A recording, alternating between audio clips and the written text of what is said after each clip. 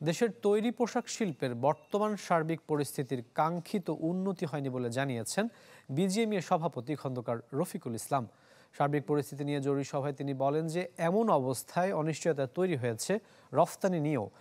এখনই বিভিন্ন কারখানায় শ্রমিক অসন্তোষ চলছে। যে বিজিএমইএ জানায় যে আশুলিয়া এলাকায় মোট 286টি কারখানার মধ্যে সোমবার বন্ধ ছিল 70টি। এর আগে শ্রম মন্ত্রণালয়ে বৈঠক করেন বিজিএমইএর সদস্যরা, যেখানে সার্বিক নিরাপত্তা নিশ্চিতের আগে কারখানা না খোলারও কথা জানান তারা। বলেন যে শ্রমিকদের সব দাবি মেনে নেওয়া সম্ভব নয়।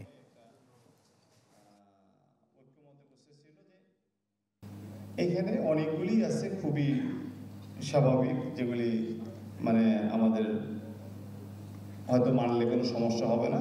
শুধুমাত্র দুইটা দাবির ব্যাপারে আমরা বলছি না, আমরা এই দুইটাতে এগ্রি করতে পারছি না।